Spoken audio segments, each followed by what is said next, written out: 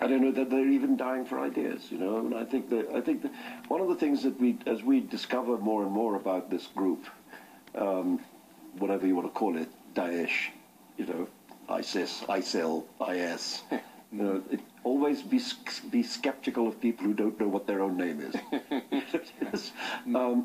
But is that it's quite similar to the way in which previous terrorist groups used to recruit people, which is they're very, very careful about recruiting. They have a psychological profile that they quite carefully, you know, look for. And this was true of the IRA. It was true of the PLO. It was true. It's really they look for specific kinds of character type.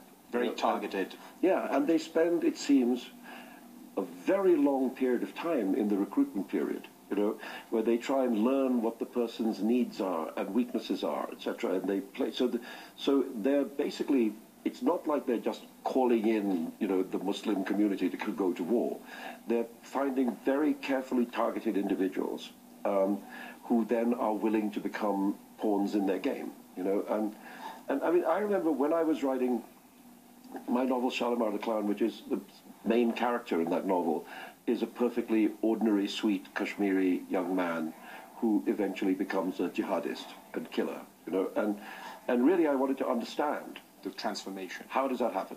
You know, and it's easy to make the person a bastard, to make him an unpleasant person. You know, then it's quite easy to tell the story of how he becomes a murderer. But I thought, supposing you do the opposite, supposing you say he's actually really quite a nice man, he's quite a sympathetic character, who then changes into this other figure. How does that happen?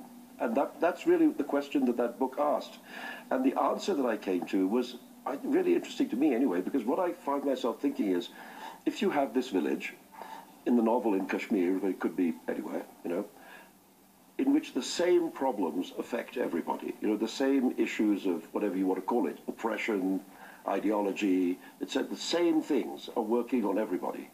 And yet this young man becomes the jihadist fighter, and this young man, his next door neighbor, does not. You know? And so why him and not him?